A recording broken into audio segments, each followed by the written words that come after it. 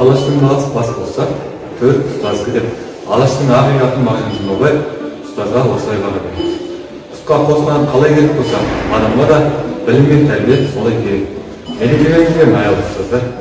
Ұстаз ұлы есім, қашанда кісілік келбеті жоғары, сан мыңдаған шәкірттерге білім тәрбие, өнеге беретін терең мағыналы ұстаз. Қай қоғамда да ұстазды алсақ, мәртебесі биік және жоғары. Осындай құрметті мамандықтың иесі атанып, ұстазға тән өзіндік үлесі мен өзіндік қырларын көрсеткен Қазақстан Жазушылар одағының мүшесі аяулы ана, ардақты ұстазымыз Әбішева Жанат Түнебекқызының ұстазымызды арнайы ұстаздық мерекесімен құттықтап үйіне келіп қалдық. Абай сізбен осы сұхбатты жүргізуге өте асыға күттік. Мысалға өмірде мұғалім деген сөзді әр адам әртүрлі түсінеді. Ал сіздің ойыңызша қалай? Соны тарқатып бересіз бе? Ұстаз деген бұл баяғыдан қазақтың ең бір сүйікті, ең бір беделді, ең бір халық арасындағы сыйлы мамандықтардың бірісі. Себебі баяғыда мұғалімдер осы жақсылыққа көп атсалысқан. Біздің алаш азаматтарының өзі семинарияны бітірген. Мысалы, барлығында осы алаш азаматтарының өзі құрамына қарасаңыз, барлығы мұғалімдер семинариясын бітірген, одан жоғарғы институттарды бітірген, Москвадағы 5-6 тіл білген мұғалім деген өте зиялы, өте жоғары қауымның өкілі болып есептелінеді.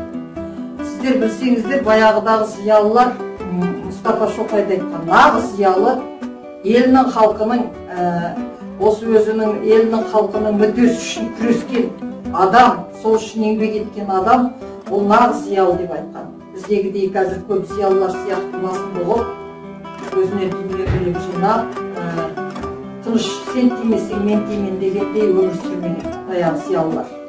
Мен, мысалы, Сұлтанмахмұт Торайғыров ұстап, мен күн болам деп ұмтылған қазаққа. Мен қазаққа жарық сыйлайын, мен қазаққа жақсы өмір сыйлайын.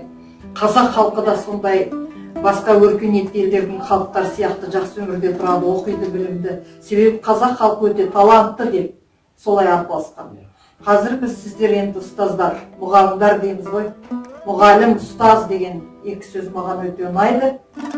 Себебі ұстаз деген ол сені алдында жүріп соған өміріңді жақсылықтарын көрсететін, өзіңнің басыңды бәйгеге тығып, өзіңнің пенделік көп қасиеттеріңді көрсетпей, өзің тәрбиелі болуға тырысқан бір өте ауыр мамандық деп есептеймін. Ал осы мамандыққа келуге сізге кім жол көрсетті, кім көмектесті, әлде кім қолдады? Мен мектепке келуіме айтып отырмын ғой, анау Казгу дегенде бірінші рет оқыдым. Сол мен алдымен 8-ші класстан кейін училищеге бардым. Соны үздік бітіргеннен кейін мен мына Казгуге түстім.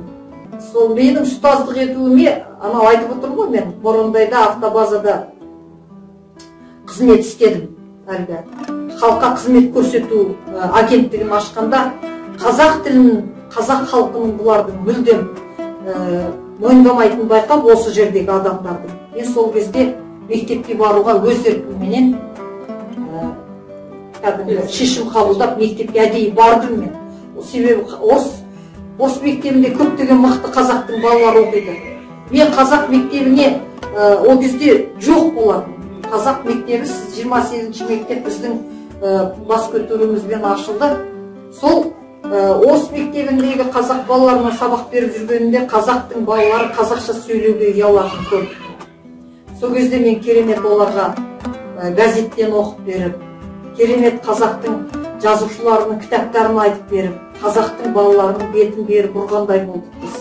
Қазақтың еркек балаларын әсіресе өзінің ұлтын сақтау керек екен. Қазақтың балалары қазақша сөйлеу керек екен. Қазақтың балалары, енді ондай сөздің керегі жоқ шығар, өзінің ұлттық кодын сақтау үшін қазақ қыздарына үйлену керек екеніне шейін біз айттық. Оның бәрін қазақша айттық біз. Ал енді рахмет Жанар апай, тағы да бір сұрақ, өзіңіздің осы өмірбаяныңыз туралы айтып берсеңіз. Қай жердің тумасы боласыз? Отбасында қанша ағайынды болдыңыздар? Және өзіңіздің өсіріп отырған қыздарыңыз туралы айтып берсеңіз. Ал енді өзім отбасыма келсем, сол оқып жүргенде тұрмысқа шықтым. жолдасым Мажарбек деген СХИда оқыған кісі, СХИді бітірген, инженер болды, мына базда көп жыл басшылық қызметте жұмыс істеді. 5 баламыз болды, оның 2-3 шетінен кетті. Қазір сол 3 қызымыз бар. Үшеуі де жоғары білімді, қызметтері бар, үйлері бар, отбасылары бар. Құдайға шүкір, жаман емес. Солар бізге көмектеседі. Солардың арқасында, олар бізге ақыл айтатын болды. Мен жастардың ақылын тыңдаймын, себебі заман өзгеріп бара жатыр. Өзім білермендікке салынбаймын мен. Жөн ақыл айтқан кез келген жас адамның ақылын тыңдап, енді қазақша айтқанда қазақи жолмен әдеттен озбаймыз. Солай. Олардың кішкентай немерелерім бар, бірнеше жаман балаларымыз бар, өсіп келе жатыр олар. Рахмет. Сол балаларымызды қызығын көріп, әйтеуір барлық қазақтар сияқты әйтеуір отбасының кәкір-шүкірмен рахмет сіздерге, ұстаздар. Ұстаздық жолдарыңыз сондай табысты болсын, еңбектеріңіз жемісті болсын, өздеріңіз бақытты болыңыздар. Тағдыр сіздерге жақсы ашық жол сыйласын. Отбасында адам бірінші бақытты болса, жұмыста табысты болады. Отбасында жақсы болса барлық жағдайы. Сондықтан сіздерге тек қана жақсылық тілеймін. Жолдарыңыз болып осындай, аман есен болып осындай қазақтың үлкен азаматтары, мақтаныштары болып жүре беріңіздер. Бақытты болыңыздар. Творчестволық табыс тілеймін сіздерге. Мұғалім деген творчество адамы ғой. Сондықтан сіздерге тек қана жақсылық тілеймін.